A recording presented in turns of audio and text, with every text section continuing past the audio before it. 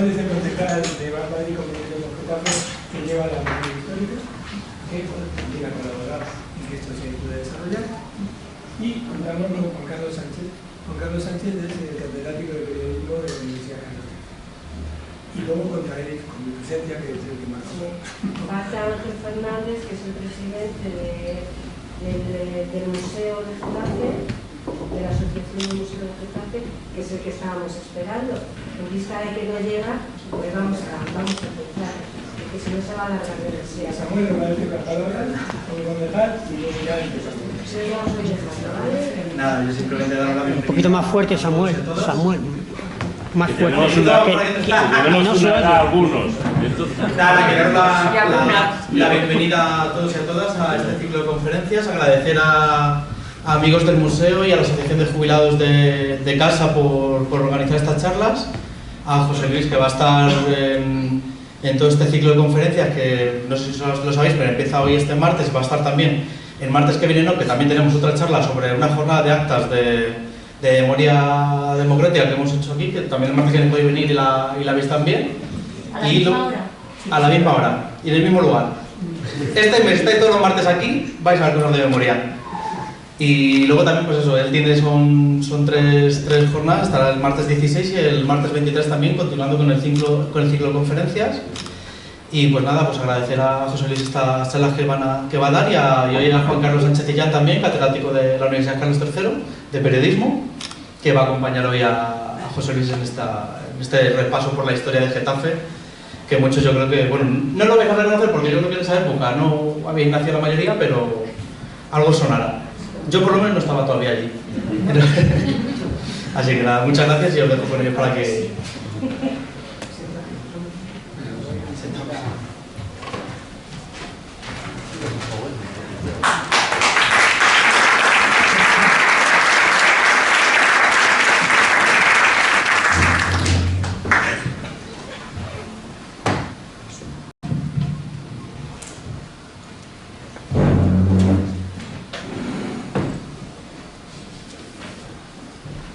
Buenas tardes. Es un placer estar aquí con ustedes y con José Luis. José Luis, al que ya conozco desde hace 15 años, el quindenio, que nada de historia es poca cosa. Desde 2009 nos conocemos y llevamos, siempre le digo que es como un Quijote de la memoria histórica o como un gladiador de la memoria, porque la verdad es que en estos 15 años, mira que llevamos ya aventuras y jornadas, exposiciones, mira que llevamos ya batallitas, ya tenemos para contar a los nietos, desde luego. 15 años a su lado, también estamos en la Asociación de Memoria Histórica de Getafe y bueno, él, José Luis, ayer le decía, digo, casi me vas a tener que preguntar tú más a mí que yo a ti porque no sé qué decir de él que no sepan ustedes. Él es catedrático jubilado de enseñanza secundaria, por cierto, unas oposiciones para quitarse el sombrero, de las más complicadas que existen, realmente.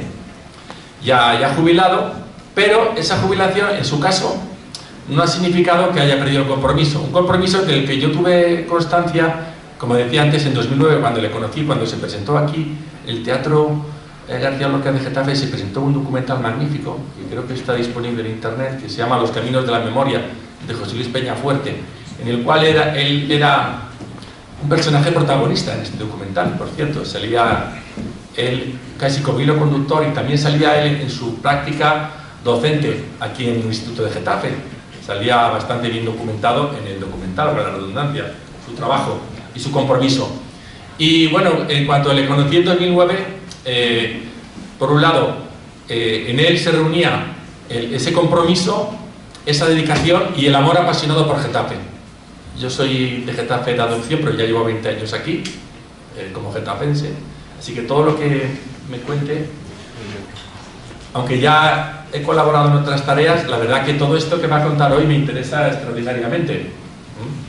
Me interesa muchísimo. Además, le decía ahora a José Luis que yo hice mi tesis doctoral sobre esta etapa de la historia, sobre la restauración. Así que desde la crisis del 98, casi, hasta los años 30, un periodo apasionante que se conoce como la Edad de Plata de la cultura española, porque ahí tuvimos la generación del 98. Por cierto, sabéis que la generación del 98, saben ustedes que aquí estaba Silverio Lanza viviendo en Getafe, y vinieron un día a visitarle sus compañeros, Pío Baroja y demás, y lo cuentan en sus memorias, y fue una experiencia impresionante. Se me quedó grabado, perdónenme esta pequeña nota, esta pequeña digresión, que Pío Baroja contaba que Silverio Lanza era un personaje, era un inventor, era poeta, se dedicaba a la electricidad también, era electricista, era ingeniero eléctrico. Y dice que le llamó mucho la atención que tenía en su mesilla unos trocitos de jamón, un platito de jamón por las noches, por si le daba la tos. Y cuenta Pío Baroja que vivía rodeado de huertas y de huertos. Silverio Lanza, aquí Getafe, las huertas. Una etapa, Getafe, que me interesa muchísimo, una etapa de la historia que me interesa muchísimo, así que yo voy a dejar de hablar ya porque me puedo enrollar y a escucharle con todo interés porque me interesa mucho el personaje que va a hablar, el tema y la época. O sea, ¿tienes la palabra? ¿Quieres el soporte? Bueno, pues muchas gracias a Juan Carlos. Vamos a comenzar un abril de memoria. Vamos a comenzar. Va para acá todavía. Me tengo que meter en plano, pero no lo sabes. Vamos a comenzar un abril de memoria porque todos los martes va a haber aquí algo a las 6:30. Fundamentalmente un ciclo de 3 charlas de historia de Getafe entre todo eso, entre todos esos años que pone ahí.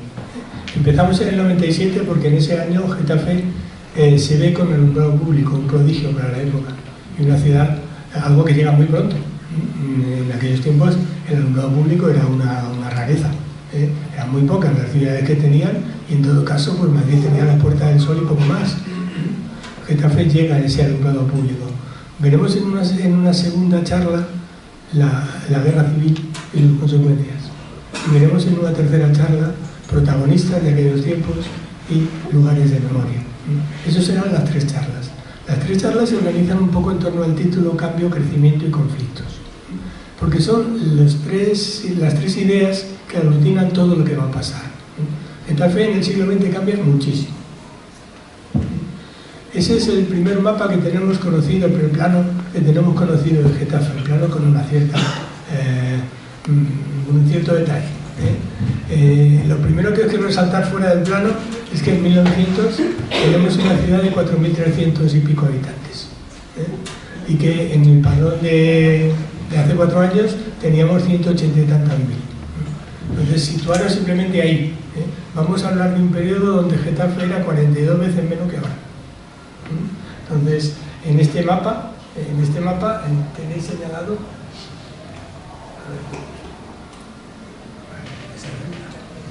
En este mapa, aquí tenéis la plaza del ayuntamiento. Aquí tenéis los escolapios. Aquí tenéis lo que es la plaza Palacio. Aquí tenéis la antigua iglesia de San Eugenio. Y como veis, poco más. Por aquí, si nos vamos, llegamos a los edificios que con el tiempo serán el cuartel de artillería y la Universidad Carlos III, que como veis está en una esquinita de Getafe. Tanto la Universidad Carlos III como los escolapios están en zona de huertas, porque en Getafe en 1900 son 4.337 habitantes. El cambio es brutal. Ese cambio tiene diferentes causas. Y una primera causa que ha sido muy importante en Getafe es que Getafe está donde está. O sea, la situación. Getafe está cerca de Madrid y está bien comunicado con Madrid. Getafe desde muy pronto tiene 2 trenes que le comunican con Madrid. Ahí tenéis la estación larga, el Getafe Industrial, que fue el primero, estamos hablando de 1854. El tren es una rareza. En España había uno, que era el Barcelona-Mataró, y aquí Isabel II quiso hacerse uno para ir a comerse fresas a Aranjuez. Y construyó un tren sin ninguna significación económica, ninguna, porque para Barcelona-Mataró sí la tenía. Una línea Madrid-Aranjuez no tenía ninguna significación económica, pero a Getafe le vino bien, porque la situó Getafe se ve en una situación donde tiene 2 líneas de ferrocarril, tiene lo que van a ser dos carreteras nacionales en el sentido de Andalucía y Extremadura, 2 autovías, diríamos hoy, también tiene la carretera Madrid-Toledo. Esa situación hace que Getafe desde muy pronto sea muy importante. En el siglo XVI, Getafe tenía tantos habitantes como esos 4.000 que os he dicho, un poco más. Era bastante importante, porque en el siglo XVI la situación jugaba a su favor en que estaba entre Toledo y Madrid era la corte. Bueno, pues aquí tenéis un esbozo de lo que pudo ser ese primer tren y un tipo de transporte que todavía se utilizaba a comienzos del siglo. Fijaros lo que ha cambiado. A comienzos del siglo uno podía ir en diligencia de Madrid a Getafe, pero era muy importante el hecho de las comunicaciones. La estación corta, Getafe Central. Aquí tenéis una vista de los años 20. Aquí estamos nosotros. Aquí está la estación que bien conocéis actualmente. Las comunicaciones han sido esenciales en la historia de Getafe. Getafe es lo que es porque está donde está. Eso, a veces las explicaciones más simples pueden ser las más competentes. ¿Por qué cambia Getafe tanto en el siglo XX? Pues las causas del cambio tienen mucho que ver con una inyección de población militar. En 1905 llega el regimiento de artillería, pero ya antes había una serie de instalaciones militares. Esta instalación militar supone un aumento de población, con necesidades. Está claro que esa gente tiene que comer, tiene que dormir, tiene que vestirse, esa gente sale y tiene que divertirse, aunque ocasione problemas con sus divertimentos. Pero los establecimientos militares son esenciales en el crecimiento de Getafe. Ahí tenéis a la izquierda algunos de los que había, y aquí tenéis, se distingue perfectamente lo que era la Carlos III en 1920. Como veis, si os metéis ahora en los pabellones antiguos o en los pabellones interiores, pues están todos remozados, pero básicamente eso se distingue perfectamente lo que era el regimiento de artillería. Las instalaciones militares junto al regimiento de artillería tienen otro elemento central, que es la aviación. Ahí tenéis a la izquierda una foto muy importante en la historia de este pueblo. Estamos en 1911 y aquí va montado un señor que se llama Julio Rodríguez. Es un francés. Es el primer avión que se ve en Getafe, en 1911. Julio Rodríguez es el ganador, porque entre otras cosas es el único que completa el recorrido París-Madrid, el rally París-Madrid. Un rally que en aquellos tiempos era una aventura absoluta. Ese señor, imaginaros cómo iba, que en su avioncito, que tenía 50 y tantos caballos, que era una carlinga de madera rodeada de tela, ni siquiera había una cabina. Él iba atado con una correa al asiento. Y él contaba que uno de sus peores momentos fue cuando, intentando superar el puerto de Somosierra, un águila se encaprichó con él. Y claro, el águila era más rápida que él y más maniobrera. Y si un águila se empotra contra una estructura de tela, pues le hace un agujero que se la puede cargar. Bueno, esta fue una aventura que empezó a poner a Getafe en la modernidad. Getafe, uno de los auras de Getafe es los aviones, el símbolo de modernidad que suponen los aviones. Actualmente estamos muy acostumbrados, pero en aquellos tiempos, o en los años 20, o en los años 30, o en los años 50, un lugar donde la presencia de aviones era habitual, pues era un lugar importante que llamaba la atención. Y Getafe desde 1911 llama la atención porque aquí hay aviones. Más o menos donde hoy está ahora la base, la dehesa de Santa Quiteria, llega el primer avión. 4 jóvenes airados, locos, llenos de la fuerza de la juventud, van a organizar diferentes escuelas de pilotos. Tienen diferentes nombres, hasta 1920, diferentes escuelas de pilotos. Ahí tenéis el comienzo de la base aérea, cuando ni siquiera es una base militar. Esta es una foto de las escuelas de pilotos que existían entre 1916 y 1920. A partir de 1920 la base se convierte en militar. y se convierte en un centro característico de Getafe, absolutamente asociado a la nueva actividad que es la aviación. Nueva actividad que va a tener como derivado pronto Construcciones Aeronáuticas Sociedad Anónima, 1924. Ahí tenéis una foto de la base aérea y también podéis observar un poco lo que es Getafe. El edificio claramente que se distingue es la Magdalena, pero como veis la Magdalena está apenas rodeada de nada. Más por el norte, pero absolutamente de la nada por el sur, porque este Getafe apenas tiene 8.000 habitantes. Getafe cambia porque está donde está. Getafe cambia porque hay una fuerte llegada de guarniciones militares, hay unas guarniciones militares que traen industria a su alrededor. Otra causa, y vamos al principio. En 1897, en una zona, esto sería la calle Ferrocarril, por aquí bajamos a la calle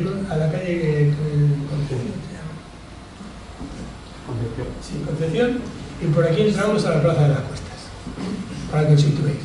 Bueno, pues aquí tenéis la primera fábrica de luz y harinas. Las harinas, la fabricación de harinas es algo a lo que se dedica en Getafe desde hacía mucho, pero la novedad es que esta además fabrica luz. Y con la luz se construye una red de alumbrado público, una red de alumbrado público enormemente novedosa y que además permite ir tomando una experiencia para el desarrollo de las fábricas. Las fábricas sin luz, pues hubieran sido talleres artesanales, pero no podían ser fábricas que movieran maquinaria. Para que veáis, en aquellos tiempos la luz es una novedad tal que en Madrid no hace tanto que ha llegado y en Barcelona un poco menos. Getafe empieza el siglo XX con un bagaje de modernidad. Ese bagaje de modernidad supone que la población está creciendo, lo supone que hay industria y lo supone que está llegando gente relacionada con los militares. Ese bagaje de modernidad, aquí volvemos a tener un poco la foto de antes. Fijaros que aquí está la base aérea, que aquí está el pueblo y aquí está casa. Construcciones Aeronáuticas Sociedad Anónima. Estamos hablando de la llegada de casa 1923-24. La llegada de casa supone la llegada a Getafe por primera vez de una gran industria. Getafe tiene una cierta tradición artesanal. Desde el siglo XVI eran famosos los talleres de jerga. Los talleres de jerga eran talleres donde se fabricaba una lana muy vasta que servía para costales y para cintas para hacer una especie de somieres. Getafe tenía su tradición de yesos, Getafe tenía su tradición de harina, pero siempre estamos hablando de talleres pequeños, de talleres manufactureros, donde se trabajaba a mano, donde las únicas herramientas posibles eran las herramientas que movían los operarios a mano. No había nada parecido a la electricidad que moviera motores. Bueno, pues esta nueva actividad de gran industria va a ser algo predominante en Getafe. Construcciones aeronáuticas desde el 23, 24 más bien, es la industria clave de Getafe, pero no es la única. Porque hay pueblos que se han desarrollado en base a una industria. Estoy pensando, por ejemplo, en Linares en Jaén, que se desarrolló gracias a la Land Rover Santana. Cuando se fue Land Rover, Linares. Getafe tiene más industrias. Esta es la más importante, siempre ha sido la más importante. Una industria además con un carácter puntero en cada momento, pero tiene más industrias. Pronto llegará, por ejemplo, Ericsson, una industria del 24, que es otra industria enormemente puntera para aquellos tiempos.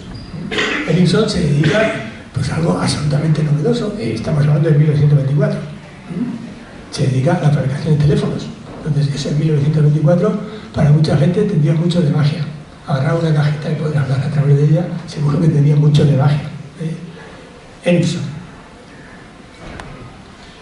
El resultado de todo esto es un crecimiento más que significativo de la población, pero siempre moviéndonos en los límites de aquellos tiempos. Este crecimiento de 4.300 a 8.200 es un crecimiento muy importante, que una población prácticamente se doble en 35 años, como tenéis ahí, pues eso no es normal. Pero claro, partimos de 4.000, entonces el crecimiento, un crecimiento que tiene mucho que ver con que empiezan a ser cada vez menos los que son de Getafe. Actualmente encontrar uno que tenga 2 o 3 generaciones en Getafe es casi un agujero en pájaro. Pues en aquellos tiempos se empieza a producir este recibimiento de población, este cambio en la estructura de la población, que hace que la mayoría de la población viva en Getafe, pero no ha nacido en Getafe. Esto es lo que nos explica este crecimiento de casi doblarse en 30 o 35 años. Que insisto que es muchísimo. 8.000 habitantes os pueden parecer muy pocos, y objetivamente hoy 8.000 habitantes es un pueblín. Pero en la España de 1935, que debían dar del orden de los 24 millones de habitantes, no eran tan pocos. Getafe, imaginaros que por medio de 8.000 habitantes que tuviera, ya era una población del tipo de lo que puede ser ahora del conjunto de la comunidad. Por su volumen de población, por su actividad económica, Getafe ya era un núcleo significativo en el conjunto de la Comunidad de Madrid. El crecimiento de la población va a ir acompañado de un crecimiento urbano, del casco urbano, un crecimiento físico de las casas. Ahí tenéis datos de cómo el número de edificios va aumentando. Ahí tenéis datos de cómo, a pesar de ese aumento del número de edificios, las casas son todavía esto. Esto es la casa del Getafe agrícola anterior a la guerra civil. Actualmente estas es bastante difícil encontrar, pero todavía queda una. Pero esta es la casa típica de aquellos tiempos. Getafe es muy diferente. Esta foto a mí siempre me ha resultado muy simpática. Estamos aquí, aquí está la estación, y aquí tenéis al Escolapio jugando a fútbol. El Getafe crece, pero con todo y con eso, la imagen que tenéis que hacer de Getafe es una imagen de un Getafe con muy poquitas calles más empedradas que otra cosa. El asfalto llega después. Calles en torno al eje Madrid-Toledo, Leganés, la que viene, digamos, de Fuenlabrada, bueno, de Leganés, la que viene de Leganés, calle Hospitalillo, y muy poquito más. En los años 20, la zona de San José de Calasán, bueno, más o menos nuestras espaldas, tendrán bastante desarrollo, incluso todavía se nota, todavía nos quedan algunos chalés, porque fue planteado como un núcleo residencial. Y también a partir de ahí, en los años 20 y 30, la zona de la Lóndiga, pero que no existe hasta entonces, la zona de la Lóndiga y la zona de lo que se llama Barrachina, que está por detrás de, pues por la Yondi, por deciros algo. Bueno, aquí os explica cómo eran las casas, y aquí tenéis una buena foto, una foto del año 19. Fijaros que Getafe, siempre tomar como punto de referencia, que aquí tenemos el ayuntamiento, que esto es la calle Madrid y que esto es la calle Toledo. Aquí están los Escolapios. Este es un Getafe de 6.000. Un buen libro sobre Getafe, un libro que escribió un historiador que se llama José Luis de los Reyes, en un libro que se llama Getafe, Raíces Históricas, nos explica cómo eran las casas entonces, cómo era aquel Getafe. Dice, se sustituyen las viejas tipologías, los viejos tipos de una sola planta, con grandes corrales y huertos, por nuevas formas de vida urbana. Estas nuevas casas se adaptaron a las viejas manzanas, sustituyendo corrales y huertos por jardines traseros. Se incorporaron elementos arquitectónicos de moda, como los edificios neomodérnicos de ladrillo rojo o detalles modernistas y decorativos. No hace tanto existían almacenes de Carballo, ¿os acordáis? Por pensar en edificios de ladrillo rojo, o la casa del médico, edificios de ladrillo rojo, edificios neomodérnicos, muy típicos de esos momentos de años 20. El núcleo urbano se mantiene en mayor homogeneidad en cuanto a su esencia rural en torno a la parroquia de la Magdalena. Todavía en la parroquia de la Magdalena, las casas, las calles alrededor de la Magdalena siguen siendo calles con un trazado más irregular. De edificio antiguo no queda ninguno, pero los restos de aquel trazado irregular nos muestran cómo ese es el origen de Getafe. De alguna manera, el origen de Getafe está alrededor de la Magdalena. Probablemente, haciendo caso a un documento del siglo XVI, podríamos citar el origen de Getafe en su lugar actual sobre el siglo XIII. Entonces, y hay en los alrededores de la Magdalena. Si pasáis por la Magdalena, fijaros en la torre, tiene una ventanita casi empotrada, que es la parte más antigua. El primer cuerpo de la torre de la Magdalena es lo más viejo, ¿no? El primer cuerpo, hasta donde hay una cornisa, hasta donde está la primera cornisa, eso es lo más viejo. En esa primera cornisa, a la izquierda, hay una ventanita, que es una ventanita medieval muy antigua. Eso puede ser los restos de aquella Magdalena del siglo XIII, porque lo que vosotros conocéis es ya un producto de finales del siglo XVI, del XVII y del XVIII en la fachada. Bueno,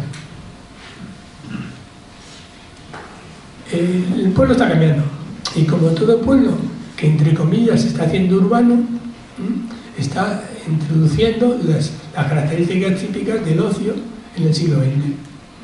Las características típicas del ocio en el siglo XX, la propia existencia del ocio, es un concepto del siglo XX. Hasta el siglo XX la gente trabajaba demasiado y trabajaba de sol a sol. Y después de que se quitaba el sol, como no había ningún tipo de iluminación, las velas eran muy caras, pues lo mejor era acostarse, porque había que levantarse con las gallinas. El concepto de tiempo libre implica que se pueda vivir superando los ciclos de la luz, y también que tengas un nivel económico suficiente, porque si no, no hay ocio. Bueno, pues este ocio del siglo XX le va tocando a Getafe, le va tocando a Getafe en cosas como el Gran Teatro. El Gran Teatro estaba por detrás del ayuntamiento. Si os situáis en el ayuntamiento, la salida de coches del parking del ayuntamiento te saca a la calle Fadrique. Ahí estaba el Gran Teatro. Un edificio importante para la época. Y un entramado asociativo curioso que se demostraba en casinos, varios, en sociedades recreativas, en salones de baile, o en salones de una asociación que en esos tiempos, estoy hablando de un Getafe de los años 20, jugó un papel cultural importante. Un papel cultural importante como el que pueden jugar liberales, no penséis en ningún tipo de izquierdas, liberales que intentan traer algún rasgo de modernidad al pueblo. La Nueva Gran Piña tenía en sus salones pues uno de los centros de reunión significativos del pueblo. Este pueblo está cambiando, y fruto de ese cambio es la aparición de prensa local. Ahora llegar a encontrar prensa local es muy complicado, porque lo digital se está comiendo los periódicos locales y nacionales. Pero ahí tenéis algunas cabeceras de tres, no periódicos, de tres publicaciones periódicas. El periódico salir todos los días es muy difícil, de tres publicaciones periódicas que se producen en Getafe en esos tiempos, y que dentro de lo que cabe nos muestran una línea de información nueva, abierta a cosas nuevas.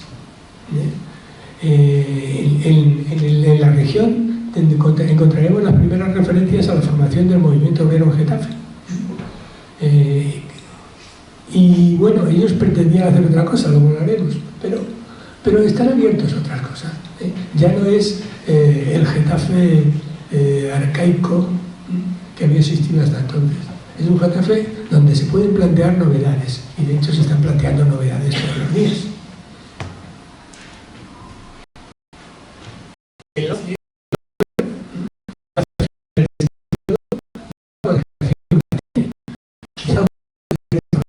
Porque sobrevivió la guerra.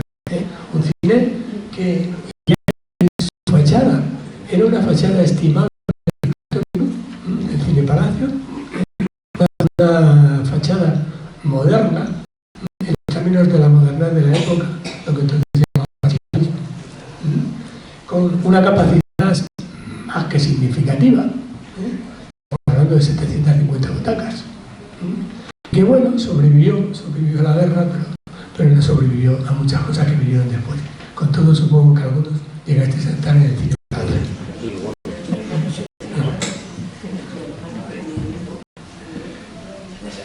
Cambio y crecimiento. Cambio y crecimiento que van a ir acompañados de un conflicto, el permanente conflicto que va a enfrentar a patronos y obreros desde que ambos existen. La existencia de propiedad privada determina que unas personas tengan unos intereses, su beneficio privado, y otras tengan otras, su supervivencia de la mejor manera posible. En 1916 tenemos noticias del primer sindicato obrero, se llamaba Sociedad Obrera, Sociedad de Agricultores y Horticultores de Getafe, el despertar del obrero.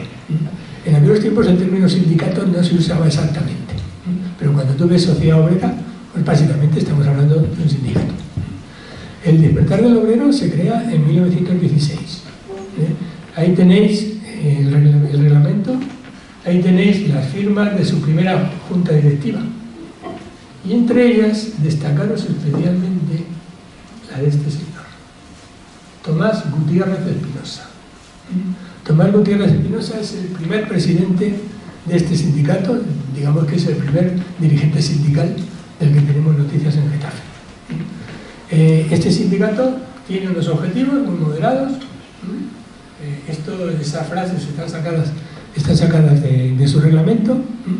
En Getafe tenemos una gran suerte histórica totalmente desaprovechada. Tenemos un archivo municipal magnífico y que se está estropeando en solito, porque en este momento está atendido por 2 personas. En este archivo municipal tenemos documentación desde el siglo XVI, y no exagero. Este archivo municipal está pidiendo a gritos el convertirse en un archivo histórico. Y veréis la cantidad de documentación que puede sacar ahí. Un ayuntamiento necesita un archivo administrativo actual para los expedientes actuales, pero las cosas que ocurrieron hace 300 años no tienen demasiado sentido. Si son importantes hay que conservarlas. Getafe tiene un excelente archivo histórico, excelente y muy bien conservado archivo histórico. Este sindicato, como todos los sindicatos, conocemos su creación gracias a ese periódico La Región. Sabemos que se crea en 1916 y se crea en unas circunstancias curiosas. En 1916, desde el periódico La Región, un abogado y procurador de Getafe, que se llamaba Enrique Castro, convoca una reunión en su casa y se produce una reunión. Y a esa reunión la acompaña Eugenio Nedeo, que es el cura párroco. Su intención era crear algún tipo de sociedad obrera católica, pero le sale esto otro. Este sindicato, con esa junta directiva, desde el primer momento se plantea relaciones con la Casa del Pueblo de Madrid, alabando a la labor del compañero Pablo Iglesias.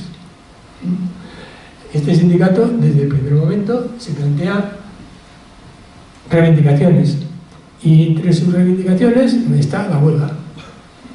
Y de este sindicato, y convocada por este sindicato, tenemos las 3 primeras huelgas conocidas en Getafe: 2 en el año 16 y una en el año 17.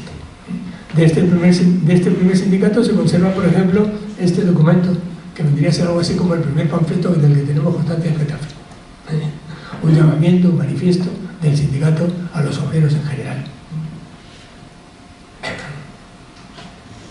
Como os decía, este sindicato se plantea, ahí pone 2, en realidad fueron 3. Se plantea 3 huelgas. La primera es de junio del año 16, una huelga con una alta participación. Estamos hablando de un sindicato de obreros agrícolas. Aquí, olvidaros talleres, industria, agricultores, jornaleros. Con una alta participación, según las actas de la Junta de Reformas Sociales que se guardan en el Ayuntamiento, podían ir a la huelga hasta 250 trabajadores y fueron 150. El conflicto duró poco y se pedía, como en todos los conflictos obreros, una mejora en sus reivindicaciones económicas. Decir 350 pesetas seguramente no dice nada, Estamos en otro mundo. Estamos en otro mundo. Y había una curiosa reivindicación que era el horario, el que se acostumbra, el que se acostumbra según los buenos usos y costumbres del lugar. Bueno, esta huelga no parece que consiguiera nada. Sí parece que a Tomás Gutiérrez le costó trabajo y fue acompañada de una segunda huelga en octubre y de una tercera al año siguiente. Una tercera al año siguiente donde hay un poco menos de participación, donde dura un poco más y donde se intentan concretar cosas. Donde se intenta concretar que tienen derecho al descanso dominical, porque pueden elegir de trabajar o no trabajar el domingo. Y se intenta imponer algo que va a ser una constante del movimiento sindical español a partir de entonces y durante toda la Segunda República, que es que sea obligatorio el estar sindicado para poder trabajar. Que los patronos acepten no contratar más que sindicados. Esto que empieza a aparecer aquí en el año 16, en los años 30 todos los sindicatos de la época llevan esta reivindicación. Bueno, con estos márgenes, con estos cambios, con este surgimiento del primer conflicto, llegamos a la República. El 14 de abril de 1931 hay unas elecciones municipales con un resultado imprevisto. Insisto que son elecciones municipales. Donde se celebran elecciones, en las poblaciones importantes ganan los candidatos republicanos.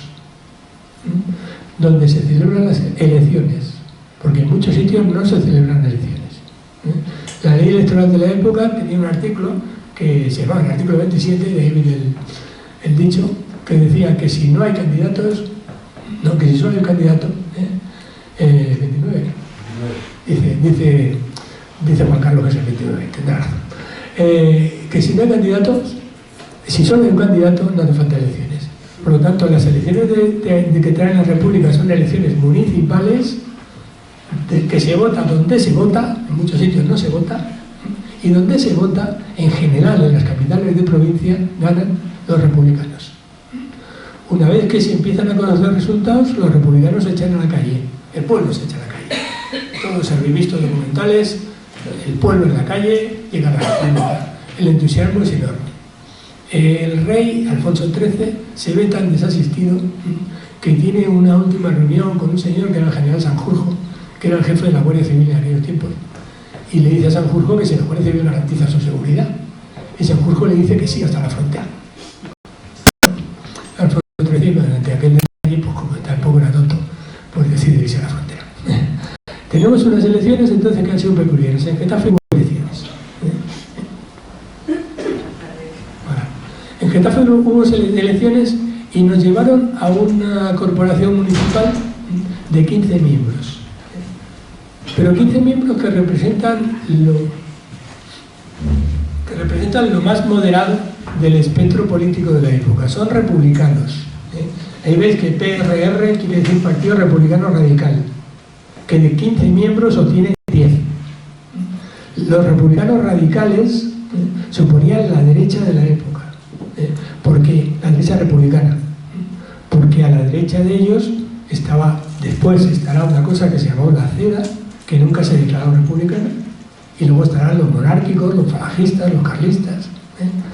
Las elecciones llevan a una corporación con 10 concejales de la derecha republicana de la época, con 4 concejales de lo que ahí pone PRS, Partido Radical Socialista.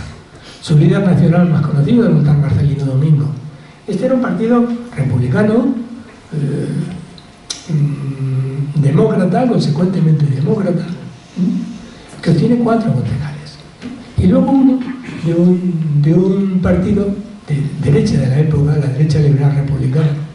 La derecha liberal republicana suponía también un partido al borde entre las derechas monárquicas y las republicanas, que obtiene uno. En todo caso, representa un poco una gran continuidad.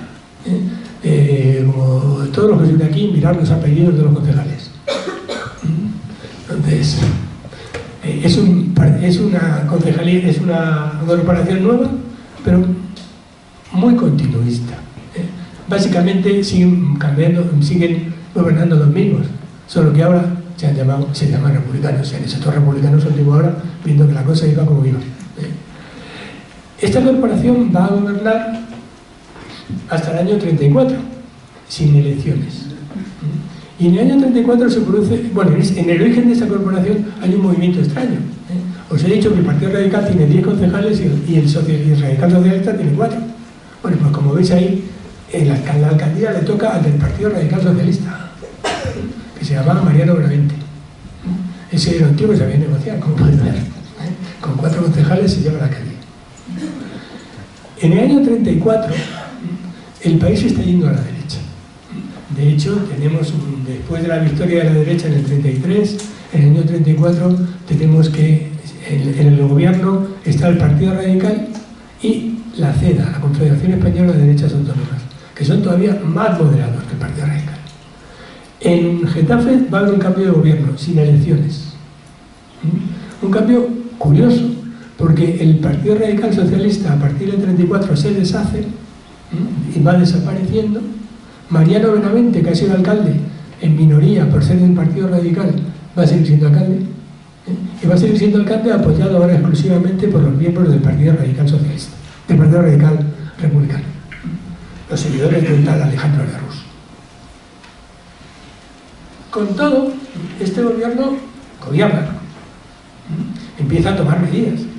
Digo porque hasta entonces los gobiernos básicamente no han hecho nada, no necesitan que nada cambie para que todo siga igual. Pues este gobierno comienza a tomar medidas. Comienza a tomar medidas entre las que destacaré alguna cosa. Su política de beneficencia para paliar el paro obrero, sus soluciones o obras, donde contratamos a la gente un periodo de tiempo y ya. La búsqueda de fondos para la traída de agua, que choca con el tema del Cerro de los Ángeles. En 1919, de eso ya os hablaré más despacito el próximo día, en 1919 se había erigido el viejo monumento al Cerro de los Ángeles.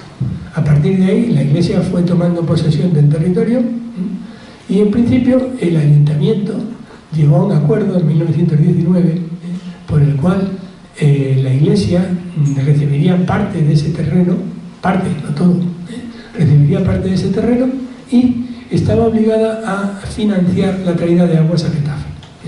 No os lo he dicho, pero en Getafe en esos momentos no existe el agua corriente. En Getafe en esos momentos hay 7 fuentes. La gente va a la fuente y las fuentes están llenas de cántaros. Y el que tiene mucha suerte pues tiene un pozo en su patio, pero ese es el agua que hay en Getafe. Bueno, el tema del agua es un tema controvertido, el tema de la financiación. ¿Qué hacemos? El ayuntamiento tiene poderes que le permitirían reclamar la financiación, pero no se atreve a hacerlo, porque al fin y al cabo son la derecha republicana.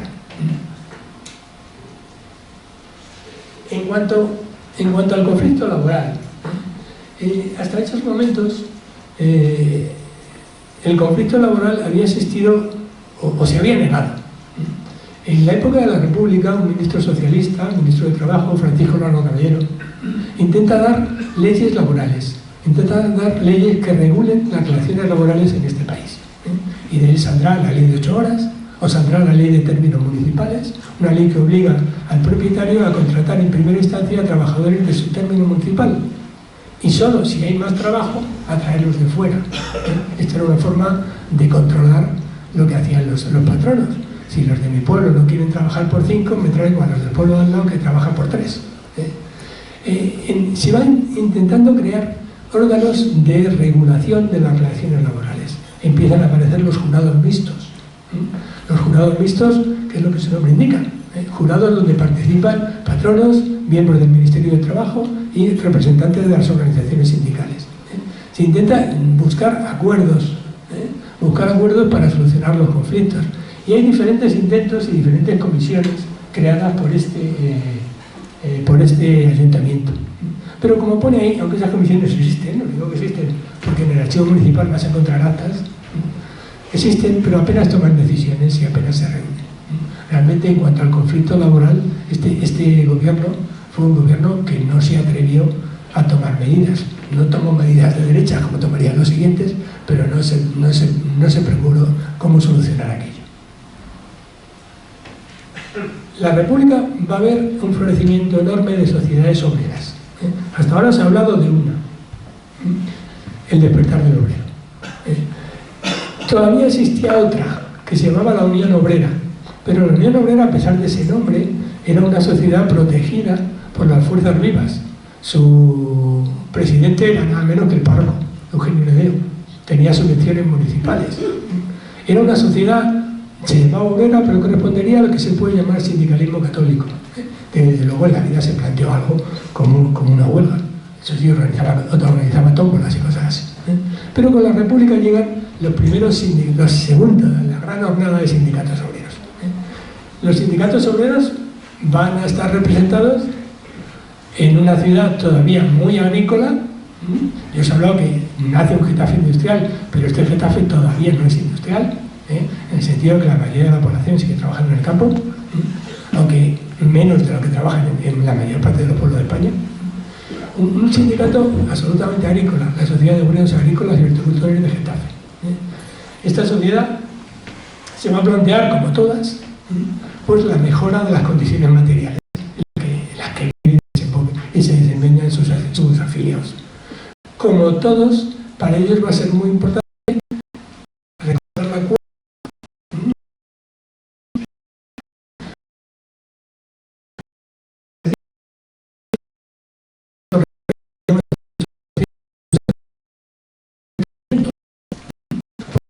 si tenías en aquella época la familia del entierro era un problema. Aquí tenéis a un personaje que fue clave en esta asociación. Esta foto es una foto peculiar, en realidad la foto que se ve siempre es la verdad. Pero bueno, hay una inglesa fotos de la Guerra Civil y entre puesto esta de Francisco Lastra Valdevar. No era de Pinto, todo vino de niño a Getafe, no era de Getafe, era de Pinto.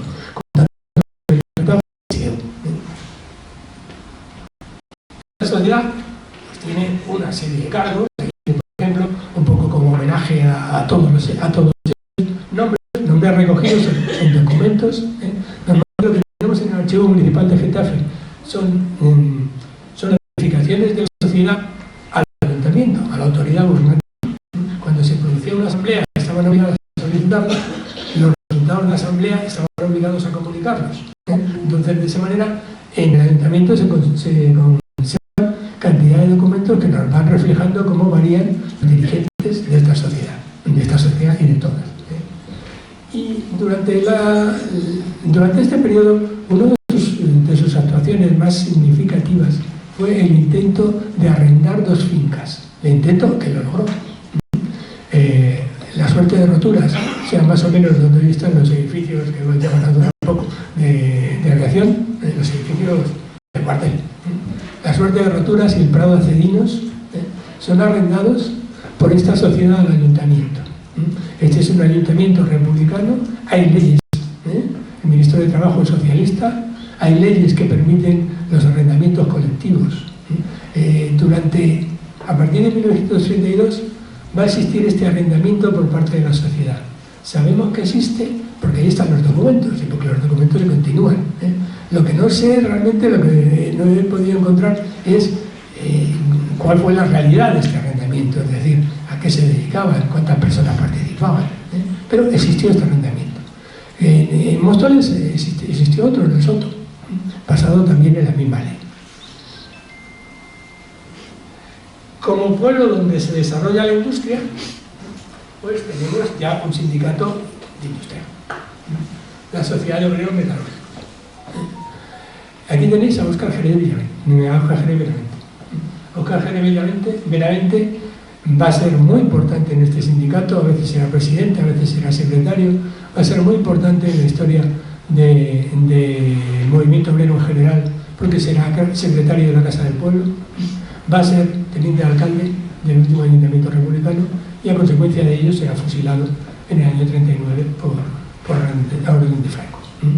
Bueno, a la derecha, a la izquierda, tenéis algún documento, esto que os digo, los libros de actas. Este, por ejemplo, es un documento muy curioso porque se conserva en Salamanca.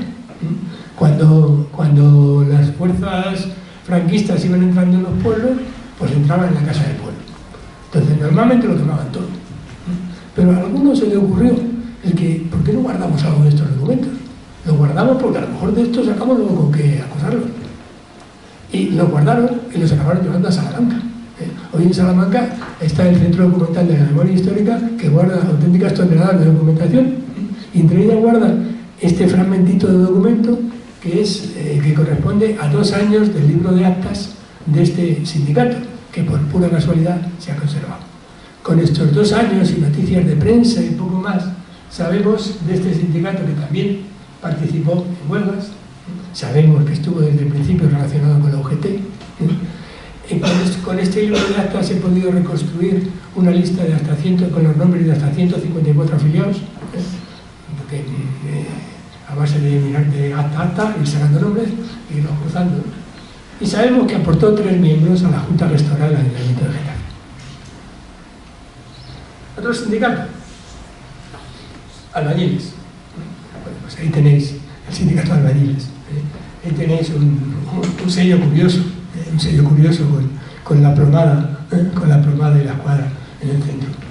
Un sindicato que parece que era bastante gremial, su preocupación era que se cumplieran las cosas según norma, según tradición, y que se contratara solo a gente que fuera a pertenecer a este sindicato. El sindicato de carpinteros, el sindicato de la madera. Y un sindicato curioso, el sindicato de artes blancas, sección pasta para sopa. Señala este sindicato, aunque sabemos muy poquito de él, en este sindicato lo que destaca es la importancia de las mujeres. La importancia de las mujeres porque estas 2 personas, Manuel Izquierdo y Luisa Blasco, son sus principales dirigentes todo el tiempo. Todos estos sindicatos viven con la República, y llega la guerra. De la guerra os hablaré el próximo día, pero cuando entran las tropas franquistas en Getafe el 4 de noviembre del 36, toda esta gente se va. Getafe queda desierto. Tenemos documentos que muestran que si Getafe tenía unos 8.500 habitantes en 1936, cuando entran los franquistas se quedan 636. La inmensa mayoría se va, por supuesto. Todo esto vuela con ellos, y el tiempo hizo que después volara todavía mucho más, ¿no? Y una casa del pueblo, que está también cerca. Bueno, entonces en aquellos tiempos todo estaba cerca. Como tenéis en la calle Felipe Esteve, tenemos otro documento que también se guarda, curiosamente ha sobrevivido en Salamanca. Está el documento entero, yo os he sacado eso por ilustrar, ¿no? El reglamento. El reglamento nos muestra primero que los dos promotores eran 2 dirigentes del sindicato metalúrgico, Nicolás Fajardo y Oscar Jerez, y que esta Casa del Pueblo respondía a un movimiento general que existía en toda España. Desde comienzos del siglo XX los socialistas organizan donde pueden casas del pueblo, los anarquistas organizan donde pueden ateneos. Esta Casa del Pueblo estaba formada por todas esas sociedades, porque estaba formada por sociedades, era una coordinadora de sociedades, y una coordinadora de sociedades que estaban adscritas a la UGT. Se pedía específicamente que las casas del pueblo, que estas sociedades fueran adscritas a la UGT. Era por lo tanto un ingreso no individual, y ofrecían ventajas. En aquellos momentos, antes os he hablado del ocio, pero el ocio es caro y los niveles de la gente eran lo que eran. En aquellos momentos, tener un sitio donde reunirte y que no te cobraran, pues ya era una ventaja. En aquellos tiempos, tener un sitio donde alguien enseñaba a leer, 50% de la población analfabeta, estamos hablando de años 30, pues ya era una ventaja. Las casas del pueblo realizan una labor no solo de coordinación de las sociedades cada posición de conflictos, sino de promoción cultural entre sus afiliados. Las casas del pueblo fueron un fenómeno muy importante, uno de tantos fenómenos que fue barrido por el franquismo, ¿no? El franquismo aprendió los romanos cuando un político que hay en desgracia dictaba la damnatio memoriae. Eso quería decir que no quede de él ni el menor resto de su memoria. Pues esto hizo Franco con todos estos restos del movimiento obrero, con todas esas casas del pueblo, que no quede ni el resto. Hay partidos. Tenemos constancia de la presencia del pueblo, estamos hablando de época republicana, del Partido Comunista. Es una constancia muy tenue. Como pone ahí, en 1933, en las elecciones generales, el Partido Comunista había tenido en Getafe 36 votos. Constancia. Pero en los tiempos de la República se refuerza. Se refuerza sobre todo a través de la llegada al pueblo de un señor cuya firma derecha a la izquierda, Daniel Ovalle. Un señor con una vida muy interesante. Este señor era de León. A finales del año 35 llega a Getafe huyendo de la represión asturiana. En el otoño del 34 se ha producido la revolución asturiana, la represión ha sido enorme, él era de León, por allá andaba, llega a Getafe. Y tenemos noticias desde muy pronto de su actividad en el pueblo, una noticia curiosa porque además está recogida por el Servicio de Inteligencia del Regimiento de Artillería. Se conserva una nota donde hablan de este señor y de las actividades de este señor. Las actividades de este señor permitieron un cierto desarrollo del Partido Comunista, unido a que en el Frente Popular al Partido Comunista, el Frente Popular fue una alianza de socialistas, republicanos y comunistas de comienzos del 36. En el Frente Popular al Partido Comunista se le dio un tanto de alas, algo más de la fuerza que probablemente hubieran tenido. Con todo, obtuvo 17 diputados sobre un congreso de 476.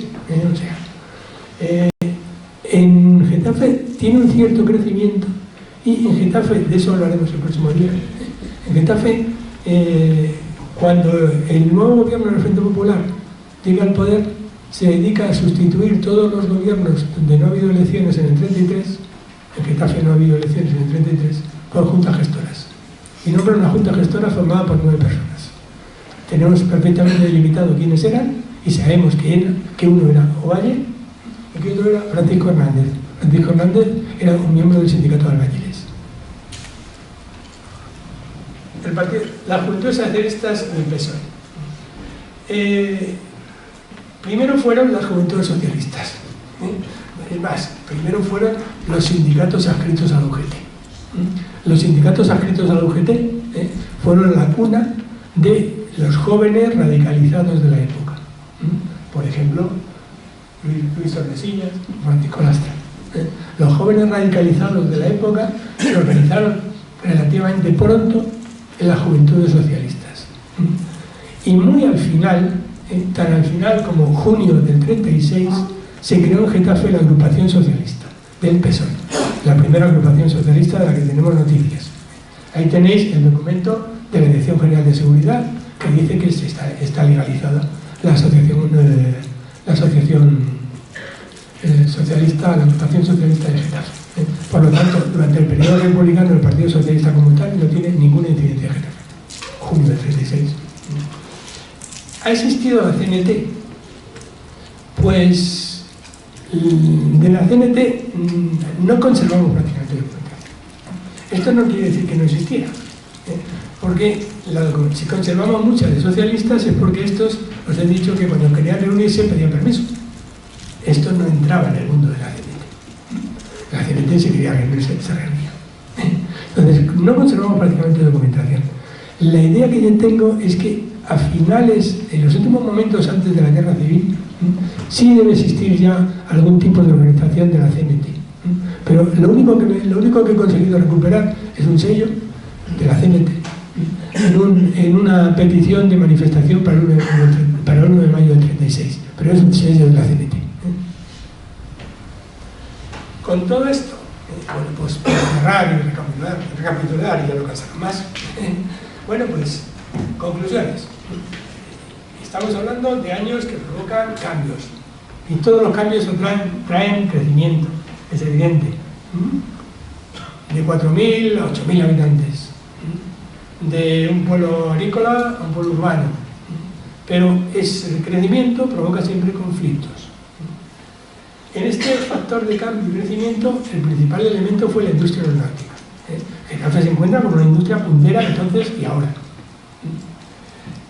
La capacidad de atracción de la población. A Getafe empieza a venir mucha gente de fuera. Cada vez es más difícil encontrar un getafense. la formación de un movimiento obrero que se convertirá en una seña de identidad de la población. Si en la época de la República el movimiento obrero en la Casa del Pueblo era una seña de identidad de la población, probablemente durante el antifranquismo, ya veremos el año que viene si me dejan, probablemente durante el antifranquismo, el propio antifranquismo, la formación de comisiones obreras, se convierte en otra seña de identidad de la población. Sus orígenes vienen de ahí atrás. Y por último, la influencia de lo que pasaba en el país, pero manteniendo un perfil propio. En Getafe siempre lo que pasa en el país se va a reflejar. Pero Getafe tiene su propia respuesta y juega su propio papel. Aunque esto ya es cuestión de los próximos días. En los próximos días hablaremos de esa junta gestora de esa guerra civil. Ese será el segundo. Y el tercero será protagonistas y lugares de memoria. Entre medias, la próxima semana presentaremos un libro en el que hemos trabajado mucha gente.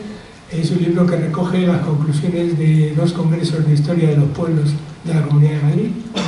Las primeras jornadas se celebraron aquí hace 2 años, las segundas jornadas se celebraron en San Sebastián de los Reyes el año pasado, las terceras jornadas se celebrarán en octubre en Aranjuez.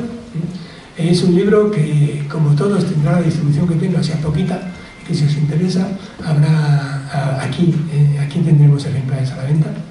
Hay algunas aportaciones de Getafe. Sergio, que estaba aquí hasta hace un momento, realiza algunos trabajos. José María Real Pingarrón también realiza algún trabajo y yo mismo realizo algún trabajo. Y bueno, pues invitaros a este mes republicano, a estos martes republicanos, y esperaros veros tanto el próximo día como en el segundo y el tercero. Y muchas gracias por su atención.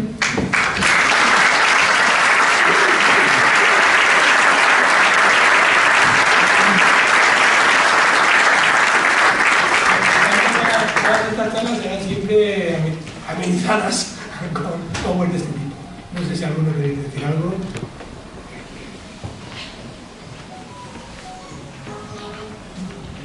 Pues tú uno.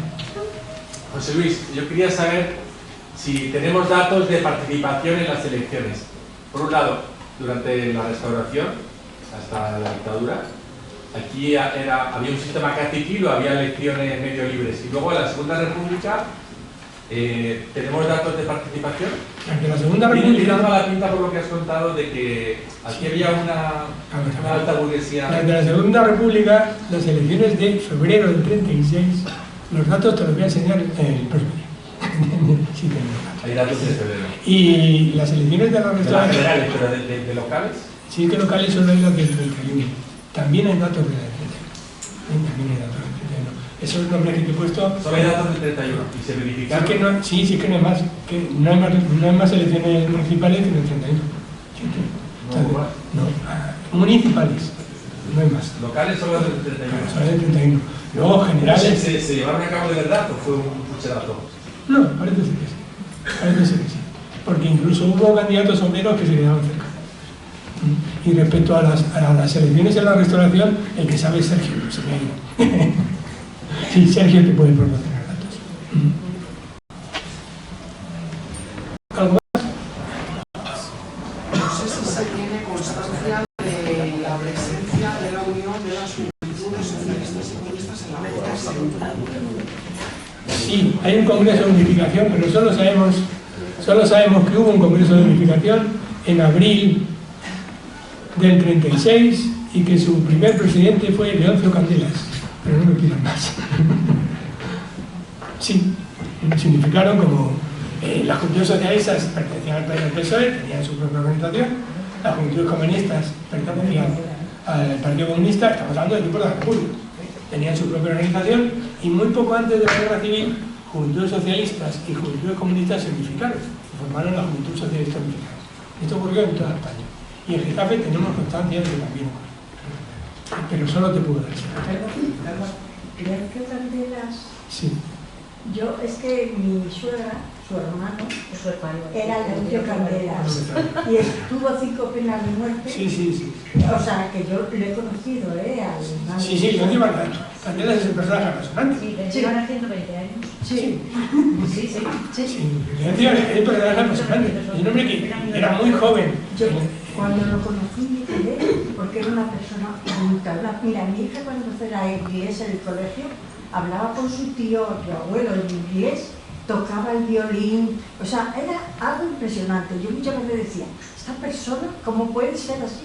A mí yo me quedaba loca hablando con él horas y horas, porque es que era encantador. Leoncio es un personaje de esos que se merece el monumento. Es un crío metido en Juventud Socialista, en Juventud Socialista Unificada, que siempre continúa actividad política. Cuando se produjo la guerra civil, como aquello terminó como terminó, y los comunistas y los socialistas terminaron a tiros, él apostó más por el PSOE, por el socialismo, y de una forma bastante independiente, porque realmente en Getafe el socialismo no hubo organización hasta después de la muerte de Franco, de una forma bastante independiente entre Getafe y Vallecas, donde también estuvo. Él mantuvo una vida donde, bueno, pues claro, donde, bueno, pues en la vida él por lo menos integralmente decía que no, hasta lo que pasaba. Por muchas gracias. Me encanta salir de Una pregunta que tiene que ver también con el presente. Has hablado en un momento determinado cuando se inaugura el Cerro Los Ángeles, en el 19, cuando vienen Maura y toda esta gente, que dice que solamente les dejan un cachito. Yo no sé si ha habido cualquier otro tipo de documentación a posteriori donde a la iglesia se le done o se le permita oficialmente utilizar más del cerro, porque aquí estamos muchos que íbamos cuando hacía fresquito por las noches del verano al cerro, y ahora eso es un coto privado, vallado, y yo no sé en qué situación, porque ha habido oído, vosotros lo estáis investigando, en qué situación se encuentra eso y si realmente lo han inmatriculado o realmente se puede hacer algo para recuperar eso. Hay una guerra civil que la gana quien la gana. Y a partir de que Franco, porque cuando se produce el fracaso, terminó la guerra civil. Cuando se produce el fracaso de la guerra civil, el fracaso de las operaciones en Getafe, el Ayuntamiento republicano confisca el cerro y lo pone al servicio del pueblo. Incluso pretenden crear allí un sanatorio que nunca se creó. Después pasó lo que pasó. Y actualmente no, evidentemente la guerra civil pasó hace mucho, pero con la iglesia hemos topado, amigo Sancho. Quien tiene conocimiento muy concreto de aquello es José María Real. Hasta la guerra civil hay un baile de actas notariales, hay una cesión progresiva, nunca de todo, pero sí de cada vez más parte. Y luego, pues la situación actual no tengo concreta notarial, no sé cómo es. No sé cómo es. José María habla de que se puede recuperar, dice, pero habría que ver. Me encantaría, yo le he dicho que me lo enseñe, que yo lo firmo con él. Gracias, José Luis, por la charla. Decías que en 30 años casi se duplicó la población, ponías un texto con un autor que hablaba del cambio en el modo de la vivienda. Generó, entiendo, problemas de demanda, ¿no? de vivienda, que se estaba también por la autoconstrucción. ¿Cómo se resuelve todo la habitabilidad en esos años? La gente se conforma con menos. Cuando vas a tener, ya te enseñaré noticias de prensa del año 69, donde anunciaban pisos en Juan de la Cierva y a 49.000 pesetas y con mensualidades de 2.900. Y tú dices, joder, bueno, en aquellos tiempos la gente vivía con mucho menos. Eran menos, vivían con muchas menos necesidades y el problema de la vivienda se lo autorresolvían. O sea, se construían sus casas, que daban lo que daban. Pero la idea de un Getafe con bloques obreros, eso olvídate hasta muy después de la guerra.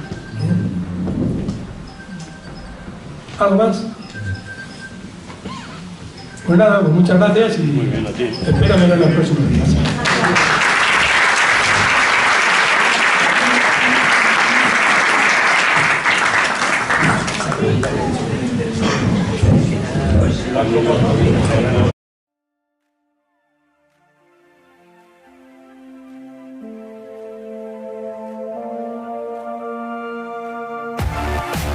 Thank